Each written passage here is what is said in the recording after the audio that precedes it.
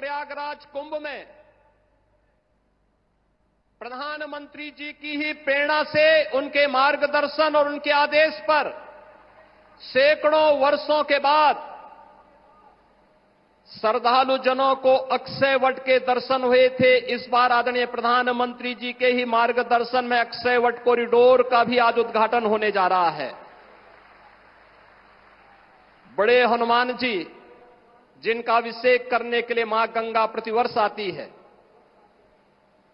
बड़े हनुमान जी मंदिर का भी कॉरिडोर का लोकार्पण आज आदरणीय प्रधानमंत्री जी के कर कमलों से होने जा रहा है।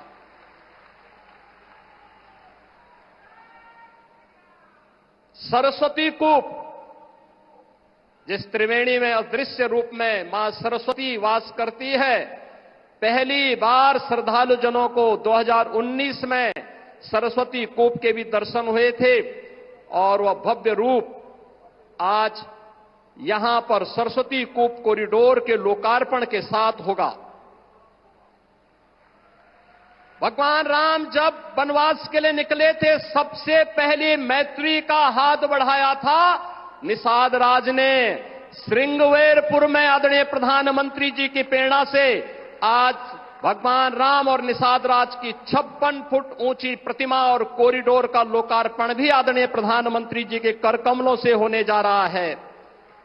और दुनिया की सबसे पहली गुरुकुल, वनवास के समय सबसे पहले जिस ऋषि आश्रम में रह करके भगवान राम ने आशीर्वाद प्राप्त करके निस्सरहीन करो मही भुज उठाए प्रण कीन का संकल्प लिया था, ऐसे महर्षि भारद्वाज आश्रम के कॉरिडोर का भी लोकार्पण आदरणीय प्रधानमंत्री जी के द्वारा आज यहां पर किया जा रहा है। कुंभ कैसे होना चाहिए? कुंभ भव्य भी हो, दिव्य भी हो, स्वच्छ भी हो, सुरक्षित भी हो, सुव्यवस्थित भी हो। यह परिकल्पना आदरणीय प्रधानमंत्री जी ने 2019 में दी और इस बार का कुंभ भव्य भी, दिव्य भी और डिजिटल कुंभ के रूप में कैसे होना है, यह भी आदरणीय प्रधानमंत्री जी की प्रेरणा से प्रयागराज शहर, आसपास के जनपदों और दुनिया के सबसे बड़े अस्थायी शहर के रूप में प्रयागराज कुंभ के इस महाकुंभ के शुभारंभ की दिशा से आज आदरणीय प्रधानमंत्री जी हजारों करोड़ रुपए की इन अस्थायी परियोजनाओं का शुभारंभ अपने कर कमलों से कर रहे हैं। बहनों और भाइयों, मैं इस अवसर पर आदरणीय प्रधानमंत्री जी का, उनके मार्गदर्शन के प्रति कृतज्ञता ज्ञापित करता हूं। पूरे प्रदेशवासियों की ओर से, उस हर श्रद्धालु की ओर से जो आज प्रयागराज आकर के विभूत होता है, उस प्रत्येक श्रद्धालु जन की ओर से भी उनके प्रति आभार व्यक्त करता हूं और आप सभी की ओर से आदरणीय प्रधानमंत्री जी का हृदय से अभिनंदन करता हूं, स्वागत करता हूं। इस अवसर पर प्रदेश की माननीय राज्यपाल आदरणीय श्रीमती आनंदीबेन पटेल जी भी उपस्थित हैं। उनके मार्गदर्शन के लिए हृदय से आभार व्यक्त करते हुए मैं उनका भी हृदय से स्वागत और अभिनंदन करता हूं। इस संपूर्ण कार्यक्रम को सफलता की नई ऊंचाई तक पहुंचाने के लिए और प्रयागराज कुंभ में एक स्वयं सेवक के रूप में कार्य करने वाली जो हमारी टीम है, जिनमें हमारे दोनों डिप्टी सीएम, इसी माटी के सपूत श्री केशव प्रसाद मौर्य जी हैं, डिप्टी सीएम जो स्वास्थ्य की सुविधाओं को लेकर के पूरी प्रतिबद्धता के साथ कार्य कर रहे हैं, श्री ब्रजेश पाठक जी हैं। प्रदेश में अविरल और निर्मल गंगा के दर्शन हो, पर्याप्त मात्रा में जल मिले और इस पूरे कार्यक्रम के प्रभारी के रूप में भी प्रदेश के जल शक्ति मंत्री श्री स्वतंत्र देव सिंह जी हैं। प्रदेश अध्यक्ष चौधरी भूपेंद्र सिंह जी हैं। प्रदेश सरकार के हमारे अन्य सहयोगी मंत्रीगण श्री जयवीर सिंह जी, श्री नंदगोपाल गुप्ता नंदी जी, श्री राकेश सचान जी, श्री अरविंद कुमार शर्मा जी, श्री संजय निषाद जी, श्री दयाशंकर सिंह जी, प्रयागराज के महापौर श्री गणेश केसरवानी जी, जिला पंचायत अध्यक्ष श्री वीके सिंह जी, श्री सिद्धार्थनाथ सिंह जी, हमारे सभी माननीय विधायकगण, अन्य सम्मानित जनप्रतिनिधिगण, जो पूरे कार्यक्रम में एक स्वयंसेवक के रूप में लग करके महाकुंभ प्रयागराज को सफलता की नई ऊंचाई तक पहुंचाने के लिए प्रतिबद्ध हैं, इन सभी माननीय जनप्रतिनिधियों और आप सभी प्रयागराज वासियों की ओर से विशेष रूप से महाकुंभ प्रयागराज के शुभारंभ के लिए आदरणीय प्रधानमंत्री जी का आगमन हुआ है। ठीक एक महीने के बाद 13 जनवरी से प्रयागराज महाकुंभ का शुभारंभ होगा। आदरणीय प्रधानमंत्री जी का इस अवसर पर मैं एक बार फिर से आप सभी प्रयागराज वासियों की ओर से, उत्तर प्रदेश वासियों की ओर से हृदय से स्वागत और अभिनंदन करते हुए अपनी वाणी को विराम देता हूं। धन्यवाद। जय हिंद।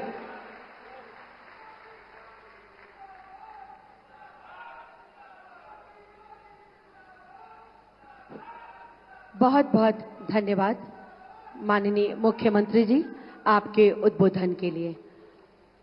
माननीय प्रधानमंत्री जी ने संगमनोज पर पूजन कर महाकुंभ 2025 के इस वृहद आयोजन के लिए हम सब के लिए मां गंगा से आशीर्वाद लेकर 3 महत्वपूर्ण धार्मिक स्थलों अक्षयवट कॉरिडोर, हनुमान मंदिर कॉरिडोर तथा सरस्वती कूप कॉरिडोर का दर्शन कर व उनका लोकार्पण कर इसके बाद वो हमारे बीच आए हैं। माननीय प्रधानमंत्री जी की परिकल्पना व वृहद सोच ने 2 और धामों को वृद्धता प्रदान की है, दिव्यता प्रदान की है। वो है श्रृंगेरपुर धाम कॉरिडोर तथा भरद्वाज आश्रम कॉरिडोर। मैं माननीय प्रधानमंत्री जी से बड़े ही आदर और सम्मान के साथ सादर अनुरोध करती हूं कि रिमोट के बटन के द्वारा इनका वर्चुअल लोकार्पण करने की कृपा करें। इसी के साथ लोकार्पण करें महाकुंभ 2025 की 500 करोड़ की 167 परियोजनाओं का, जो केंद्र सरकार के रेलवे मंत्रालय से तथा राज्य सरकार के विभिन्न विभागों की परियोजनाएं हैं। बहुत जोरदार तालियों से एक बार पुनः माननीय प्रधानमंत्री जी का हम अभिवादन करते हैं, वंदन करते हैं।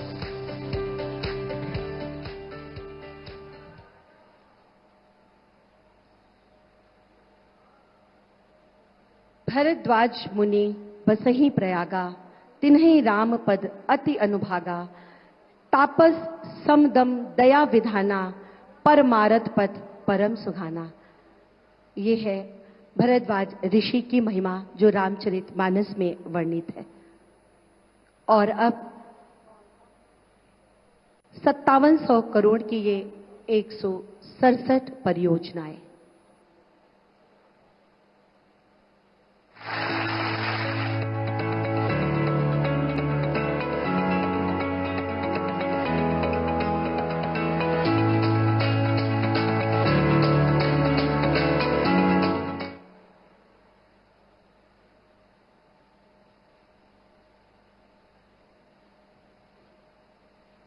माननीय प्रधानमंत्री जी की परिकल्पना रही है कि महाकुंभ में आने वाले भक्तों को, श्रद्धालुओं को जरूरी जानकारी उनकी अपनी भाषा में सुविधाजनक और सरल तरीके से मिल सके।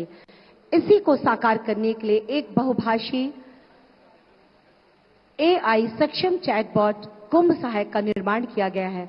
मैं पुनः बड़े आदर के साथ माननीय प्रधानमंत्री जी से अनुरोध करती हूं कि रिमोट का बटन दबाकर इस चैटबॉट का शुभारंभ करने की कृपा करें, जो हमारे देश के डिजिटल व संवाद के क्षेत्रों में एक नई क्रांति लाएगा।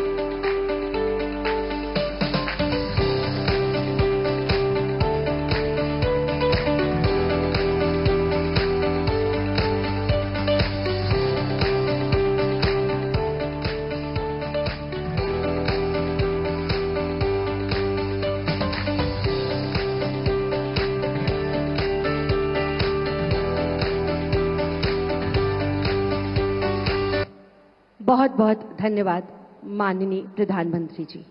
महाकुंभ 2025 पर आधारित एक लघु फिल्म जो केवल फिल्म नहीं, वो एक सपना है जिसको पूरा करने के लिए माननीय प्रधानमंत्री जी और उनके दिशा निर्देशन में माननीय मुख्यमंत्री जी दिन रात एक करके इसको दिव्य, भव्य और डिजिटल बनाने में लगे हैं।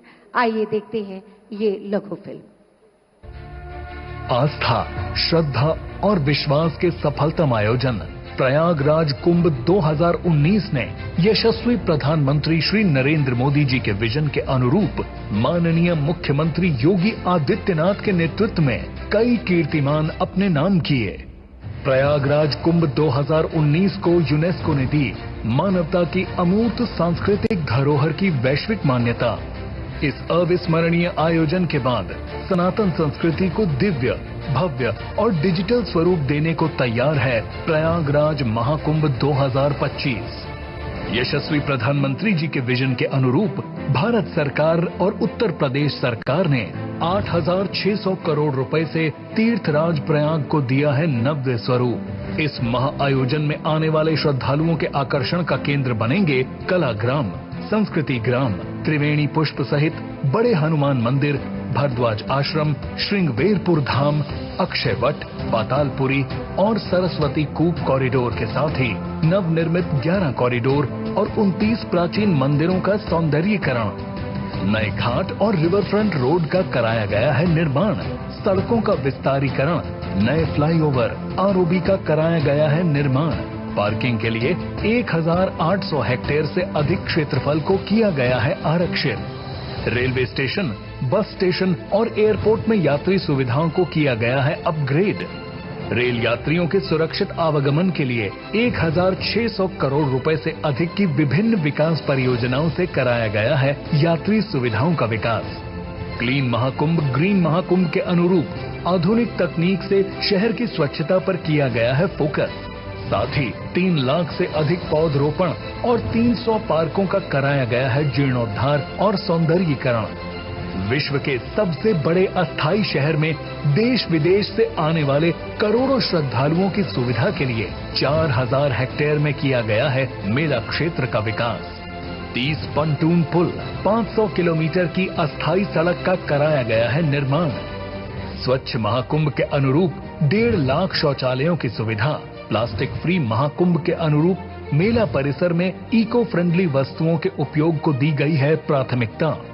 यशस्वी प्रधानमंत्री श्री नरेंद्र मोदी जी के विजन के अनुरूप नमामि गंगे के अंतर्गत मां गंगा और यमुना की जलधारा हुई है निर्मल और अविरल। सनातन संस्कृति के वैश्विक समागम प्रयागराज महाकुंभ 2025 में आने वाले सभी तीर्थ यात्रियों एवं पर्यटकों के स्वागत के लिए तैयार है तीर्थराज प्रयाग। सामाजिक समता का महापर्व प्रयागराज महाकुंभ 2025। बहुत जोरदार तालियों के बाद एक बार पुनः माननीय प्रधानमंत्री जी का अभिवादन। मां भारती की सेवा में सदैव समर्पित हमारे माननीय प्रधानमंत्री जी, एक बार पुनः आप सबकी बहुत जोरदार करतल ध्वनि के प्रणाम के साथ मैं माननीय प्रधानमंत्री जी से अनुरोध करती हूं कि आज मां गंगा, यमुना, सरस्वती और त्रिवेणी के इस पावन संगम तट की भूमि के किनारे हम सबको अपना आशीर्वाद दें, हमारा मार्ग प्रशस्त करें, हमारा दिशा निर्देशन करें। जोर से बोलेंगे,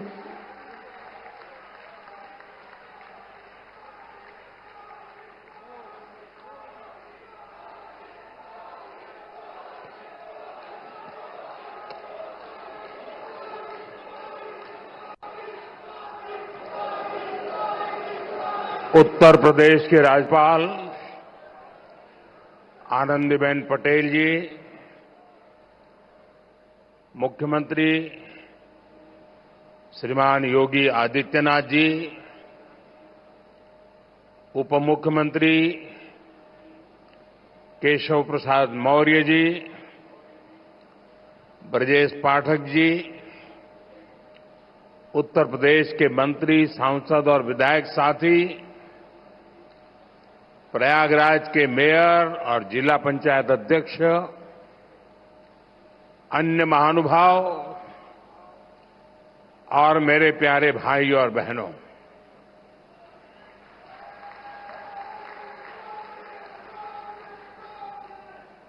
प्रयागराज में संगम की इस पावन भूमि को मैं श्रद्धापूर्वक प्रणाम करता हूं।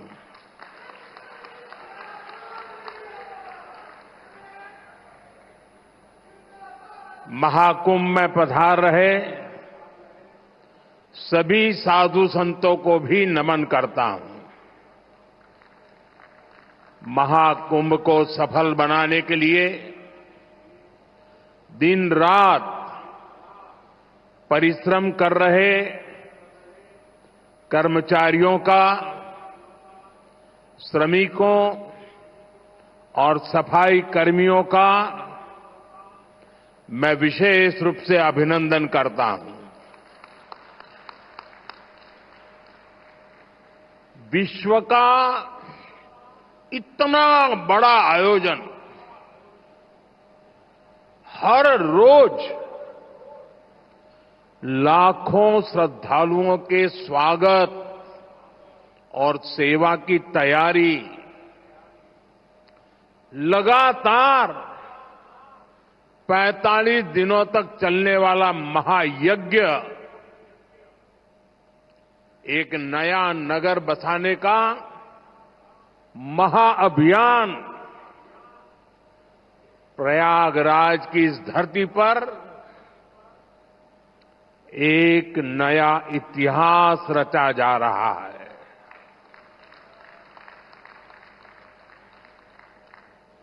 अगले साल महाकुंभ का आयोजन देश की सांस्कृतिक आध्यात्मिक पहचान को नए शिखर पर स्थापित करेगा। और मैं तो बड़े विश्वास के साथ कहता हूं, बड़ी श्रद्धा के साथ कहता हूं, अगर मुझे इस महाकुंभ का वर्णन एक वाक्य में करना हो तो मैं कहूंगा, ये एकता का ऐसा महायज्ञ होगा जिसकी चर्चा पूरी दुनिया में होगी।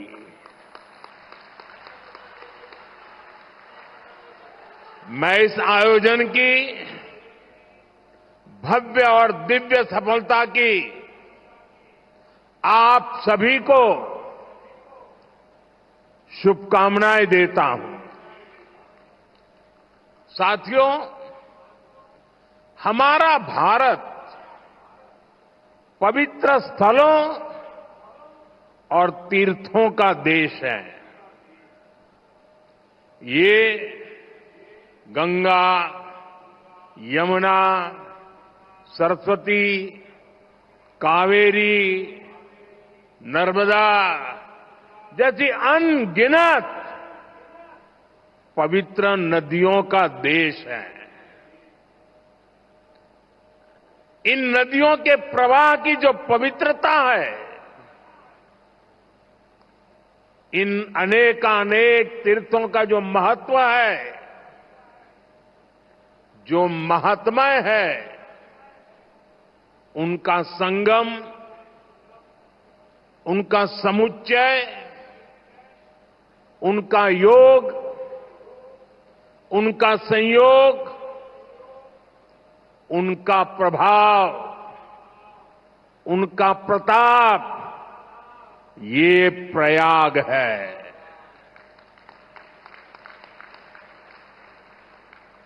ये केवल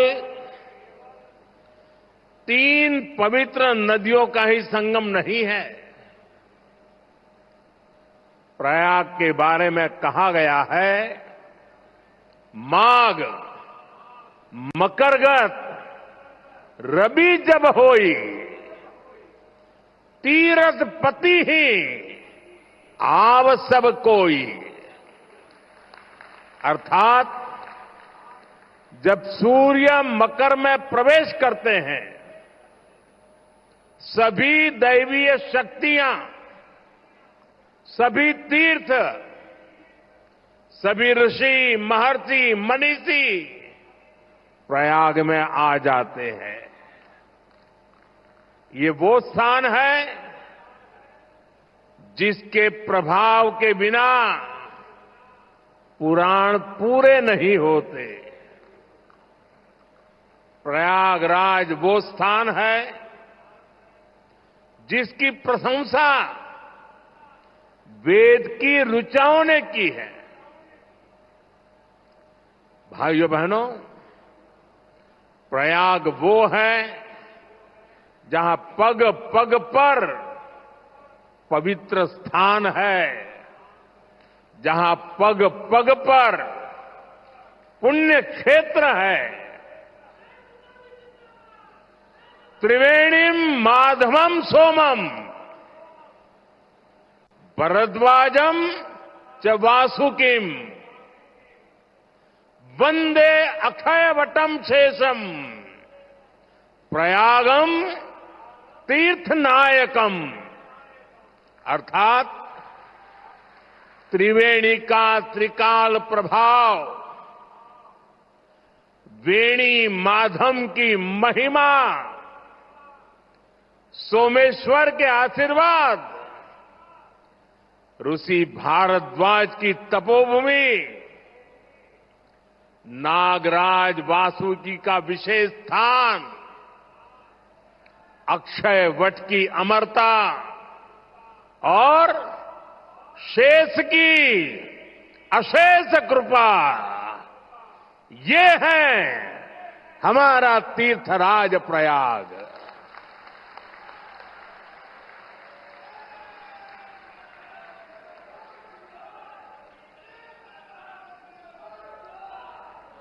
तीर्थराज प्रयाग यानी चारी पदार्थ भरा भंडारू, पुण्य प्रदेश देश अति चारु।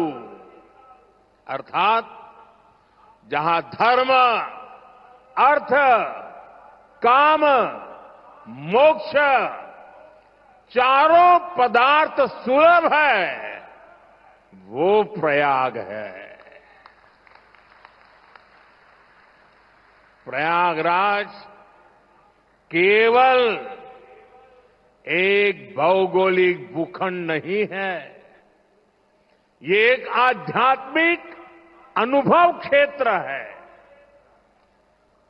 ये प्रयाग और प्रयाग के लोगों का ही आशीर्वाद है कि मुझे इस धरती पर बार बार आने का सौभाग्य मिलता है।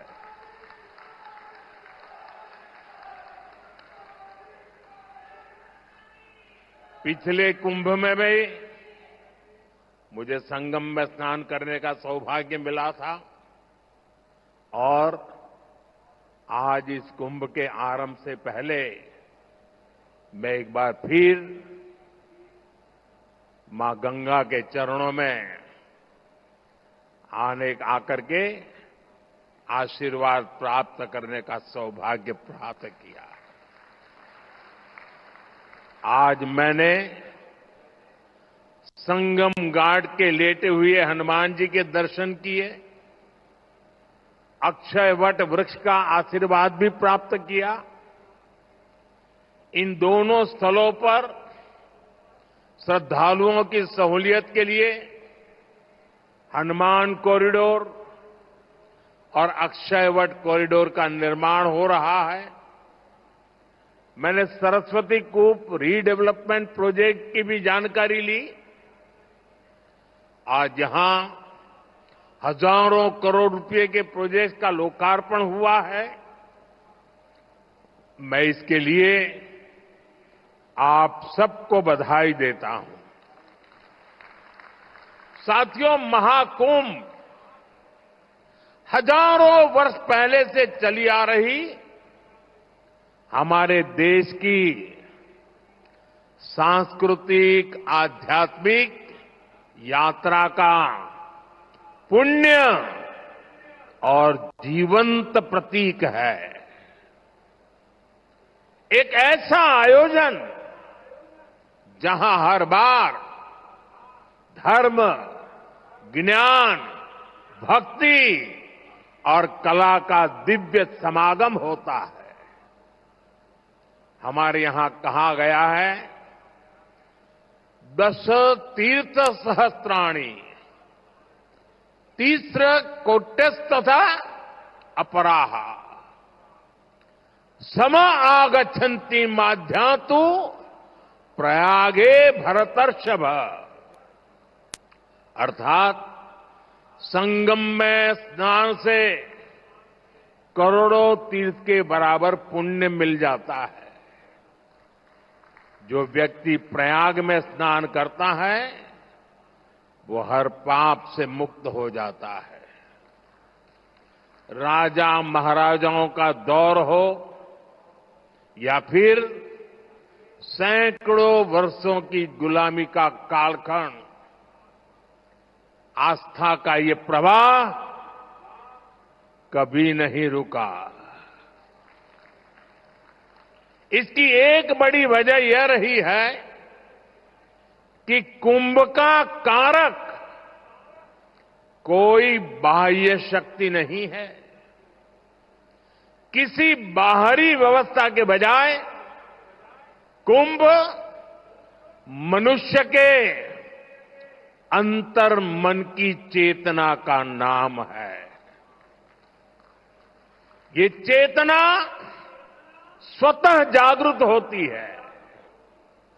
यही चेतना भारत के कोने कोने से लोगों को संगम के तट तक खींच लाती है। गांव, कस्बों, शहरों से लोग प्रयागराज की ओर निकल पड़ते हैं। सामूहिकता की ऐसी शक्ति, ऐसा समागम शायद ही कहीं और देखने को मिले। यहां आकर संत, महंत, ऋषि, मुनि, ज्ञानी, विद्वान, सामान्य मानवी सब एक हो जाते हैं। सब एक साथ त्रिवेणी में डुबकी लगाते हैं। यहां जातियों का भेद खत्म हो जाता है, संप्रदायों का टकराव मिट जाता है। करोड़ों लोग एक थे, एक विचार से जुड़ जाते हैं। इस बार भी महाकुंभ के दौरान यहां अलग अलग राज्यों से करोड़ों लोग जुटेंगे। उनकी भाषा अलग होगी, जातियां अलग होगी, मान्यताएं अलग होगी, लेकिन संगम नगरी में आकर वो सब एक हो जाएंगे। और इसलिए मैं फिर एक बार कहता हूं, ये महाकुंभ एकता का महायज्ञ है, जिसमें हर तरह के भेदभाव की आहुति दी जाती है। यहां संगम में डुबकी लगाने वाला हर भारतीय एक भारत श्रेष्ठ भारत की अद्भुत तस्वीर प्रस्तुत करता है। साथियों, महाकुंभ की परंपरा का सबसे अहम पहलू ये है कि इस दौरान देश को दिशा मिलती है। कुंभ के दौरान संतों के वाद में, संवाद में, सार्थार्थ में, शास्त्रार्थ के अंदर देश के सामने मौजूद अहम विषयों पर, देश के सामने मौजूद चुनौतियों पर व्यापक चर्चा होती है। और फिर संत जन मिलकर राष्ट्र के विचारों को एक नई ऊर्जा देते थे, नई राह भी दिखाते थे। संत महात्माओं ने देश से जुड़े कई महत्वपूर्ण निर्णय कुंभ जैसे आयोजन स्थल पर ही लिए हैं। जब संचार के आधुनिक माध्यम नहीं थे, तब कुंभ जैसे आयोजनों ने बड़े सामाजिक परिवर्तनों का आधार तैयार किया था। कुंभ में संत और ज्ञानी लोग मिलकर समाज के सुख दुख की चर्चा करते थे, वर्तमान और भविष्य को लेकर चिंतन करते थे। आज भी कुंभ जैसे बड़े आयोजनों का महात्म्य वैसा ही है। ऐसे आयोजनों से देश के कोने कोने में समाज में सकारात्मक संदेश जाता है। राष्ट्र चिंतन की ये धारा निरंतर प्रवाहित होती है। इस आयोजन के नाम अलग अलग होते हैं, पड़ाव अलग अलग होते हैं, मार्ग अलग अलग होते हैं, लेकिन यात्री एक होते हैं, मकसद एक होता है। साथियों, कुंभ और धार्मिक यात्राओं का इतना महत्व होने के बावजूद पहले की सरकारों के समय इनके महात्म्य पर ध्यान नहीं दिया गया। श्रद्धालु ऐसे आयोजनों में कष्ट उठाते रहे, लेकिन तब की सरकारों को इससे कोई फर्क नहीं पड़ता था। इसकी वजह थी कि भारतीय संस्कृति से, भारत की आस्था से उनका लगाव नहीं था। लेकिन आज केंद्र और राज्य में भारत के प्रति आस्था, भारतीय संस्कृति को मान देने वाली सरकार है। इसलिए कुंभ में आने वाले श्रद्धालुओं के लिए सुविधाएं जुटाना डबल इंजन की सरकार अपना दायित्व समझती है। इसलिए यहां केंद्र और राज्य सरकार ने मिलकर हजारों करोड़ रुपए की योजनाएं शुरू की है। सरकार के अलग अलग विभाग जिस तरह महाकुंभ की तैयारियों को पूरा करने में जुटे हैं, वह बहुत ही सराहनीय है। देश दुनिया के किसी कोने से कुंभ तक पहुंचने में कोई दिक्कत न हो, इसके लिए यहां की कनेक्टिविटी पर विशेष फोकस किया गया है। अयोध्या, वाराणसी, रायबरेली, लखनऊ से प्रयागराज शहर की कनेक्टिविटी को बेहतर किया गया है। मैं जिस whole of the government approach की बात करता हूं, उन महाप्रयासों का महाकुंभ भी इस थली में नजर आता है। साथियों, हमारी सरकार ने विकास के साथ साथ विरासत को भी समृद्ध बनाने पर फोकस किया है। आज देश के कई हिस्सों में अलग अलग टूरिस्ट सर्किट विकसित किए जा रहे हैं। Ramayana circuit, Shri Krishna circuit, Buddhist circuit, Tirthankar circuit, इनके माध्यम से हम देश के उन स्थानों को महत्व दे रहे हैं जिन पर पहले फोकस नहीं था। स्वदेश दर्शन योजना हो, प्रसाद योजना हो, इनके माध्यम से तीर्थ स्थलों पर सुविधाओं का विस्तार किया जा रहा है।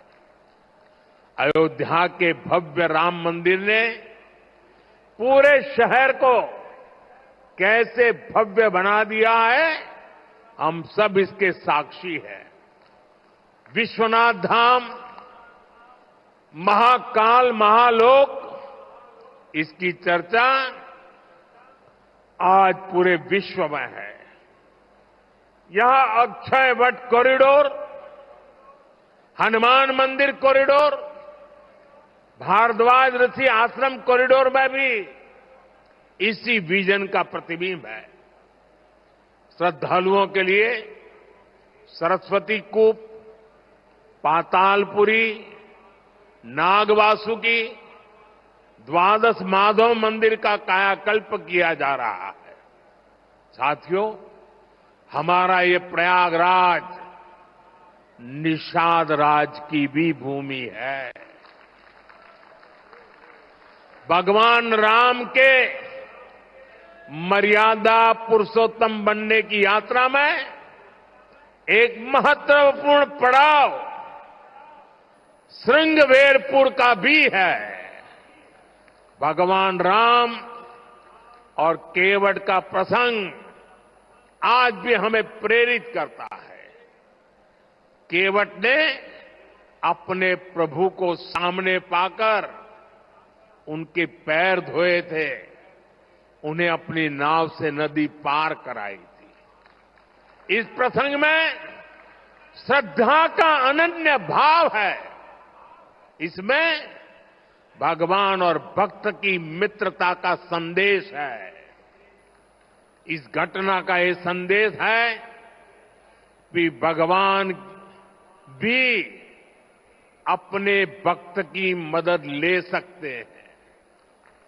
प्रभु श्री राम और निषाद राज की इसी मित्रता के प्रतीक के रूप में श्रृंगवेरपुर धाम का विकास किया जा रहा है। भगवान राम और निषाद राज की प्रतिमा भी आने वाली पीढ़ियों को समता और समरसता का संदेश देती रहेगी। साथियों, कुंभ जैसे भव्य और दिव्य आयोजन को सफल बनाने में स्वच्छता की बहुत बड़ी भूमिका है। महाकुंभ की तैयारियों के लिए नमामि गंगे कार्यक्रम को तेजी से आगे बढ़ाया गया है। प्रयागराज शहर के सैनिटेशन और वेस्ट मैनेजमेंट पर फोकस किया गया है। लोगों को जागरूक करने के लिए गंगा दूत, गंगा प्रहरी और गंगा मित्रों की नियुक्ति की गई है। इस बार कुंभ में 15,000 से ज्यादा मेरे सफाई कर्मी भाई बहन कुंभ की स्वच्छता को संभालने वाले हैं। मैं आज कुंभ की तैयारी में जुटे अपने सफाई कर्मी भाई बहनों का अग्रिम आभार भी व्यक्त करूंगा। करोड़ों लोग यहां पर जिस पवित्रता, स्वच्छता, आध्यात्मिकता के साक्षी बनेंगे, वो आपके योगदान से ही संभव होगा। इस नाते यहां हर श्रद्धालु के पुण्य में आप भी भागीदार बनेंगे। जैसे भगवान कृष्ण ने झूठे पत्तल उठाकर संदेश दिया था कि हर काम का महत्व है, वैसे ही आप भी अपने कार्यों से इस आयोजन की महानता को और बड़ा करेंगे। ये आप ही हैं जो सुबह सबसे पहले ड्यूटी पर लगते हैं और देर रात तक आपका काम चलता रहता है। 2019 में भी कुंभ आयोजन के समय यहां की स्वच्छता की बहुत प्रशंसा हुई थी। जो लोग हर 6 वर्ष पर कुंभ या महाकुंभ में स्नान के लिए जाते हैं, उन्होंने पहली बार इतनी साफ सुंदर व्यवस्था देखी थी। इसलिए आपके पैर धुलकर मैंने अपनी कृतज्ञता दिखाई थी। हमारे स्वच्छता कर्मियों के पैर धोने से मुझे जो संतोष मिला था वो मेरे लिए जीवन भर का यादगार अनुभव बन गया है। साथियों, कुंभ से जुड़ा एक और पक्ष है जिसकी चर्चा उतनी नहीं हो पाती। ये पक्ष है कुंभ से आर्थिक गतिविधियों का विस्तार। हम सभी देख रहे हैं कैसे कुंभ से पहले इस क्षेत्र में आर्थिक गतिविधियों में तेजी आ रही है। लगभग 1.5 महीने तक संगम किनारे एक नया शहर बसा रहेगा, जहां हर रोज लाखों की संख्या में लोग आएंगे। पूरी व्यवस्था बनाए रखने के लिए प्रयागराज में बड़ी संख्या में लोगों की जरूरत पड़ेगी। 6,000 से ज्यादा हमारे नाविक साथी, हजारों दुकानदार साथी, पूजा पाठ और स्नान ध्यान कराने में मदद करने वाले सभी का काम बहुत बढ़ेगा।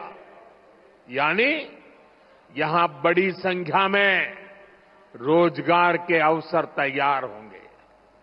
सप्लाई चेन को बनाए रखने के लिए व्यापारियों को दूसरे शहरों से सामान मंगाने पड़ेंगे। प्रयागराज कुंभ का प्रभाव आसपास के जिलों पर भी पड़ेगा। देश के दूसरे राज्यों से आने वाले श्रद्धालु ट्रेन या विमान की सेवाएं लेंगे। इससे भी अर्थव्यवस्था में गति आएगी। यानी महाकुंभ से सामाजिक मजबूती तो मिलेगी ही, लोगों का आर्थिक सशक्तिकरण भी होगा। साथियों, महाकुंभ 2025 का आयोजन जिस दौर में हो रहा है वो टेक्नोलॉजी के मामले में पिछले आयोजन से बहुत आगे है। आज पहले की तुलना में कई गुना ज्यादा लोगों के पास स्मार्टफोन है। 2013 में डेटा आज की तरह सस्ता नहीं था। आज मोबाइल फोन में यूजर फ्रेंडली एप्स हैं जिसे कम जानकार व्यक्ति भी उपयोग में ला सकता है। थोड़ी देर पहले अभी मैंने कुंभ सहायक चैटबॉट को लॉन्च किया है। पहली बार कुंभ आयोजन में एआई, आर्टिफिशियल इंटेलिजेंस और चैटबॉट का प्रयोग होगा। एआई चैटबॉट 11 भारतीय भाषाओं में संवाद करने में सक्षम है। मेरा ये भी सुझाव है कि डेटा और टेक्नोलॉजी के इस संगम से ज्यादा लोगों को जोड़ा जाए। जैसे महाकुंभ से जुड़ी फोटोग्राफी कंपटीशन का आयोजन किया जा सकता है, महाकुंभ को एकता के महायज्ञ के रूप में दिखाने वाली फोटोग्राफी की प्रतियोगिता रखी जा सकते हैं। इस पहल से युवाओं में कुंभ का आकर्षण बढ़ेगा। कुंभ में आने वाले ज्यादातर श्रद्धालु इसमें हिस्सा लेंगे। जब ये तस्वीरें सोशल मीडिया पर पहुंचेगी तो कितना बड़ा कैनवास तैयार होगा, इसकी कल्पना नहीं कर सकते। इसमें कितने रंग, कितनी भावनाएं मिलेगी, ये गिन पाना मुश्किल होगा। आप आध्यात्म और प्रकृति से जुड़ी किसी प्रतियोगिता का आयोजन भी कर सकते हैं। साथियों, आज देश एक साथ विकसित भारत के संकल्प की तरफ तेजी से बढ़ रहा है। मुझे विश्वास है कि इस महाकुंभ से निकली आध्यात्मिक और सामूहिक शक्ति हमारे इस संकल्प को और मजबूत बनाएगी।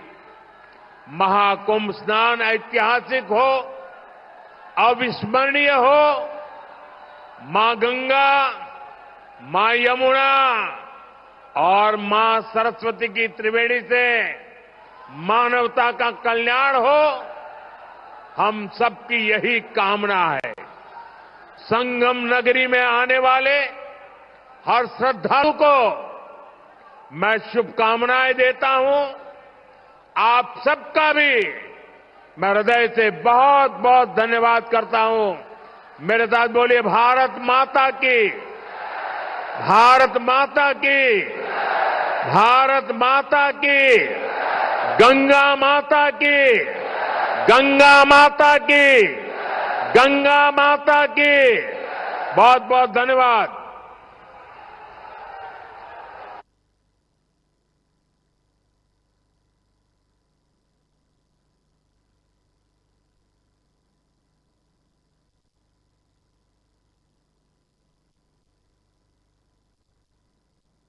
जल कुंभ महाकुंभ 2025 को आपने सोचा है